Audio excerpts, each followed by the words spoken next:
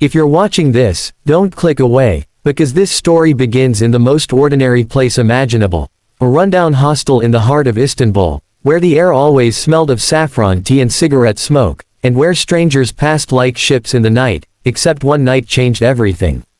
It was a cloudy afternoon when Laura checked into room 1625, heartbroken and exhausted from the chaos she left behind in London. She wasn't running away, she told herself. She was just breathing, relearning how to exist. She'd found the hostel on a backpacker's blog, a place where solo travelers could disappear into the crowd, a perfect hiding spot for someone like her. The receptionist gave her a plastic key card and a warning smile. It's shared dormitory. Don't mind the quiet guy, he's always there, but he doesn't talk much. That's the first time she heard about him, the quiet guy. Room 16 had 4 bunks, 2 occupied. One by a noisy Brazilian named Tasha who greeted Laura with a hug and stories about dancing in Cappadocia, and the other, a corner bed, curtains drawn shut, headphones always in. The quiet guy. He barely moved, and when he did, it was like a shadow flitting between silence. He had dark hair, always wore a hoodie, and he kept to himself like a monk on a vow. Laura didn't care much at first. She had her own burdens. A failed engagement, a creative writing career going nowhere, and a growing fear that she'd never really figure out who she was supposed to be. But something about that corner of room 16 pulled at her, like a page in a book that keeps reappearing no matter how many times you try to turn it. One night, during a hostel rooftop dinner, Laura asked Tasha, "What's his deal?" "The quiet guy." Tasha shrugged. "He's been here longer than anyone. Like, 3 months. Doesn't go out much. I think he's writing or something. A book. Maybe," Tasha said, sipping her Turkish coffee. "Or hiding from someone." Laura laughed, but the thought stuck. That night, Laura returned early. Everyone was out drinking or wandering the markets. She thought she'd have the room to herself. But he was there, sitting on the floor near the window, staring at the city lights like they were trying to tell him a secret. She dropped her bag softly and said, "Hi." No response. She tried again, "You must be the famous quiet guy." He didn't look at her directly, but his lips twitched, almost a smile. "So they've started calling me that now." His voice surprised her, deep, careful, like someone unlearning how to speak. "I'm Laura," she said, inching closer but keeping respectful distance. "Eli." And just like that, a name broke the silence. They didn't talk much after that. But something shifted. The next morning, there was an extra teabag beside the kettle. Another day, she found her bunk made up neatly while she was gone. And once, during a power cut, he handed her his only flashlight without a word. The others came and went, loud and careless, always buzzing with new places and Instagram stories. But Eli stayed, unmoving, unseen, until one rainy afternoon when Laura couldn't take it anymore. "Why are you here?" she asked. "Really?" He was sketching something in his notebook then, a drawing of the Hagia Sophia, she realized. Detailed, precise, almost mournful. "I could ask you the same," he said, eyes still on the page. And maybe it was the rain, or the way the city lights blurred through the window, but Laura told him everything. About her ex-fiancé who had cheated with her best friend. About quitting her job. About how tired she was of pretending she was okay. When she finished, there was a long silence. Then Eli finally looked up. "I came here after my brother died," he said. "We were supposed to travel together. Backpack through Europe. I kept the plan. Except now it's just me. And it doesn't feel real. None of it does." It hit her like a blow to the chest. And in that moment, silence didn't feel awkward anymore. It felt sacred. Over the next few weeks, they found each other in stolen moments. Sharing breakfast. Swapping book recommendations. One time, Laura caught him sketching her. Without asking, he showed it to her. Her, sitting on the hostel steps, looking lost and beautiful. "You made me look better than I do. I just drew what I saw," he said simply. The walls between them began to crumble, brick by brick. One night, as the call to prayer echoed through the city, they sat on the rooftop under a shared blanket. The hostel parties buzzed below, but they had their own world above. "Do you believe in fate?" she asked, her voice barely louder than the wind. "I believe some people are meant to collide," he said. "Even if just for a chapter." She didn't know then, neither of them did, that their story was much more than a chapter. But the truth, Eli wasn't just a backpacker. And what she'd uncover soon would leave her breathless. Lara never believed in destiny. Not really. But as the days turned into weeks, and her heart began to thaw beside Eli's quiet presence, she started to wonder if Istanbul itself had been waiting for her. Waiting for them. She didn't know when it changed, when looking at Eli started to feel like home. Maybe it was the way he always noticed the little things. Like when she was too quiet during breakfast and he'd gently place her favorite chocolate on the table without asking.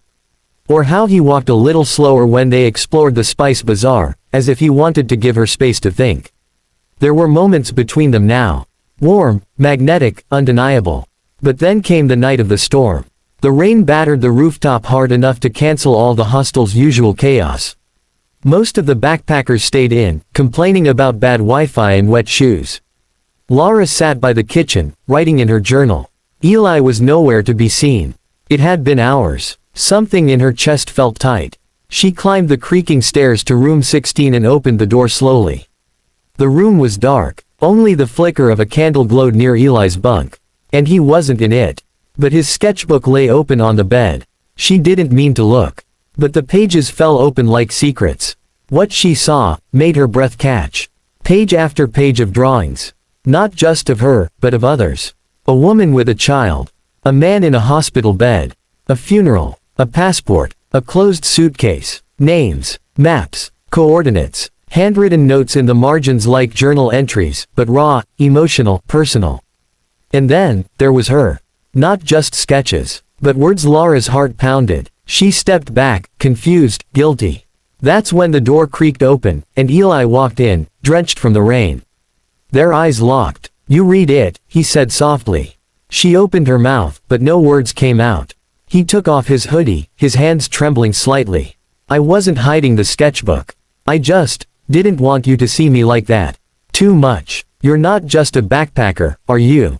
She whispered. He looked away, jaw tightening. "No." The silence that followed felt like an ocean between them. Finally, he spoke again. "My name isn't Eli. It's Elias Monroe. My family owns Monroe International, hotels, resorts, all that crap. I ran from it after my brother died. Everyone expected me to step up, be the next face of the empire. But I couldn't breathe in that world. I couldn't live." Lara blinked. "You're that Monroe." He nodded. "I came here to be invisible. To disappear. But then you showed up, and suddenly, I didn't want to be invisible anymore." Lara sat on the edge of her bunk. Stunned. He knelt in front of her, eyes pleading. "I know I should have told you. But for once, I wanted to be seen for who I am. Not the name, not the money. Just me." Tears welled up in her eyes. "You should have trusted me. I know." She stood. "So what now? Do you go back to that world?" "I don't want to," he said. "Not without you." Lara turned away, but he gently touched her hand. "Lara, you made me feel human again. Like maybe I deserve a second chance." She looked at him, really looked. The pain, the fear, the quiet strength. The man who made her laugh without saying much. The man who held her when she cried without needing to ask why. "I came here to disappear too," she said quietly. "Maybe we both just needed to be found." He smiled through the sadness. "Then let's stop hiding." They didn't kiss. Not yet. Some things bloomed slowly, tenderly. But the next morning, they checked out together. Elias, took her hand as they walked down the cobblestone street. They weren't sure what came next. But for the first time in a long time, both of them believed in nexts. Together. Because sometimes, the person you think is just passing through, ends up staying forever. If you're still watching, thank you. Because the most important part of this story is the one that happens after the big twist. After the secrets are revealed. After the silence breaks. Because love doesn't just begin with butterflies, it's built in the moments when two broken people choose to stay. Lara and Elias didn't leave Istanbul like a fairy tale couple riding into the sunset. No, they left holding each other's fears in their palms, uncertain, fragile, real. Their next stop was Cappadocia. He wanted her to see the sunrise from the sky. So at 4 a.m., huddled under a shared blanket in a hot air balloon basket, they floated above the world. The sky bloomed in orange and gold. Below them, the valleys looked like pages from a forgotten storybook. Why did you bring me here? Lara asked, wind brushing her hair back. Elias looked at her like he was memorizing every angle of her face. Because for the first time in years, I feel weightless. And I wanted you to know what that feels like, too. She didn't say anything. She didn't need to. But when the balloon landed, their reality did too. Elias's phone had hundreds of missed calls.